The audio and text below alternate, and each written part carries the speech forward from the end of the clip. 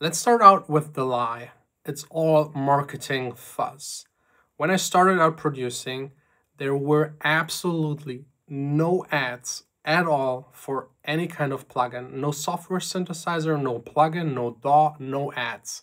You had to do your own research or ask other producers what you should use. Nowadays, especially this time around, Black Friday, it's insane. I've seen so many ads and so many colleagues here on YouTube advertising stuff where I just know it's bad. It either doesn't deliver the promise, it tries to trick you into thinking and feeling like if you don't have it, you're missing out on becoming the next superstar producer or enhancing your productions, or that your lack of music production skill is down to not having the right tools. And that's just not the case. The plugin industry manipulates you. There are some that are now started a couple of years ago. Let's name them Waves. They started implementing subscription models. A lot of people followed. It's just the name of the game right now. I don't like it. If I buy something, especially if it's already software and I can't even touch it and resell it, I at least want to own it. Now paying every month for something just doesn't make a whole lot of sense to me. And it's at the end way more expensive. And then we got all of the deals like subtractions, bundles that are just there to get you to the next tier and spend even more money than you intended in spending. And then we got all of the plugins that are modeled based on original hardware. And yes, most of them get really close or are even better, but they still bait you into thinking that because it's modeled after an analog piece of gear that it's like really desirable and you save a whole lot of money. But that's just not the case. It's just zeros and ones that you buy. And yes, you can get the same sound. I made an entire video about why analog gear isn't that important, and it's still 100% true.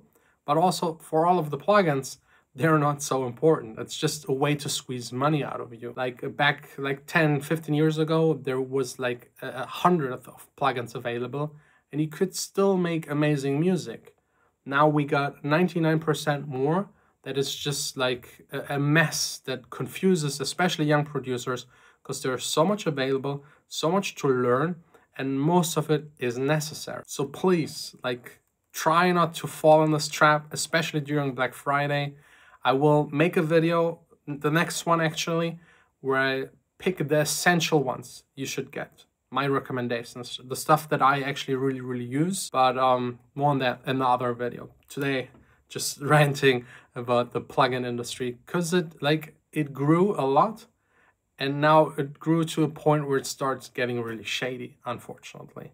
I love all of the plugin developers, the coders, the people that just give us tools to make new possibilities, but there's the point, and it was reached like this year, the latest, where we get stuff sold that isn't that good, that great, and basically does already something else already does that we already own, just repackaged, remarketed. I even bought plugins, and then I realized, oh, I already got a plugin that does exactly that. I just forgot about it. And then, well, actually, more plugins make you a worse producer. There are your essentials. Again, there will be a video that you probably need, but then everything you add on top is just more tools that you don't need. It's like go into your garage where you have like all of your tools set up, and now imagine me filling the entire garage with tools. There is no way to even find the tool you want to use, and there's too much available and too many things do similar things. And then like we producers are nerdy and we spend a lot of time on nerdy stuff, to be honest. And I did the same. We then compare plugins. If there are two plugins basically doing the same thing, we compare them. The comparing costs us a lot of time, and at the end, it doesn't matter. Maybe we find out at the end that one plugin does like half a dB more in the high frequencies and it gives it more air or whatever. But then again, does it really matter in the final production, in the final creation of a song that is there for people out there to be listened to that are not like all of them nerds and music producers and care about something going on in the high frequencies? I think at some points we're like too detailed and get too lost. And I'm sure this happened to you. Like comparing, twisting, A and B, version 110, V2, V12, V40. It's just madness. Like at the end, it's all distracting us from just like finishing the song and have the biggest joy. At least, I have it the first 30 minutes or an hour when I start a new song. I wish someone else could actually finish them for me in a way, but I also like the grind and process of like doing the mixing and finalizing. That's fine. But the beginning is the most fun, where you actually make the song. The rest is just then executing it. And while executing, it's important to have certain tools, a limited amount of tools that you know by heart. That's way more important than having more tools. More tools, more confused, more choices, worse choices, less focus on ears and more on what it looks like. Endless scrolling, no progress, new plugin or no new plugin. And we have a bunch of excuses. Yes, I could edit those vocals, but I'm missing this one plugin that does it for me. Maybe a little faster, but you still have the tool to actually get it done. So just do it. Next up, the truth about the plugins. Like, I was shocked to find this out.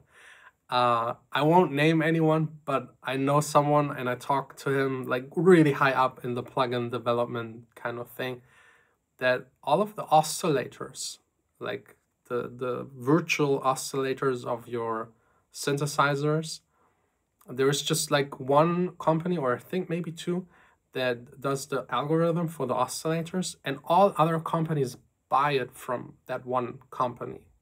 Same for the effects. There are like 2-3 plugin companies that do amazing delay reverb effects. They also have their own plugin, and no one talks about that because they don't do any marketing. But all the other ones, they buy the codes from them, implement them into their own, maybe add a little, and then slap their name on there and market it way better than the original ones that actually have the better plugins. I'll tell you who it is in actually my next upcoming video. So definitely subscribe. That one will be like an essential guide to what you need. Then right here, be completely honest. How many EQs do you have available in your DAW?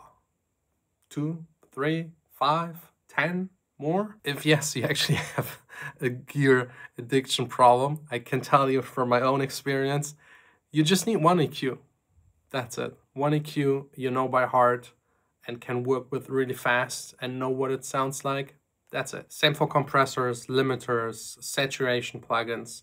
Like, they all basically do the same thing. My honest opinion, if you strip everything down to the essential plugins and you learn them by heart the best way you can, you will be faster, more focused, and will achieve greater results than everyone else.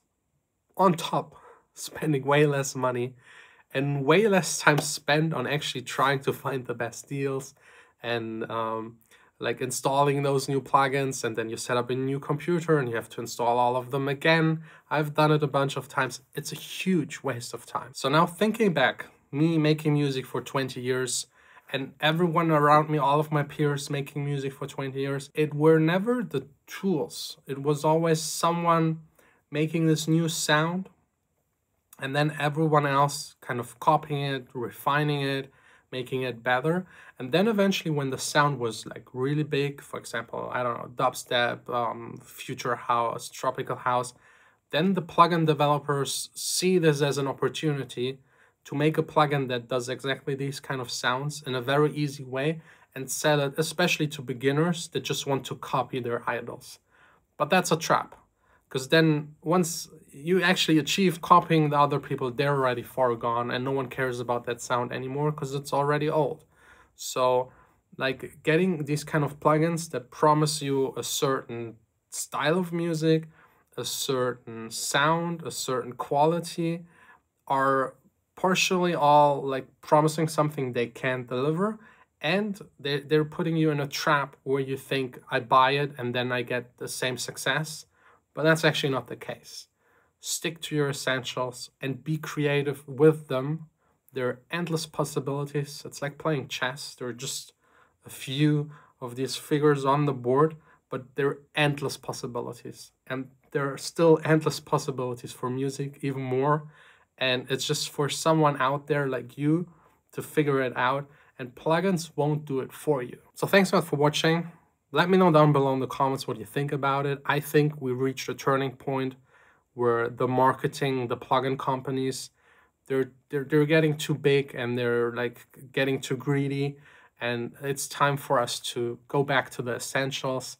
As promised, tomorrow, the next video with my personal essentials. I went through every single plugin I have and made a list that I think is the best recommendation you'll get out here on YouTube. And yeah, let's keep up the discussion in the comments. Thanks a lot for watching.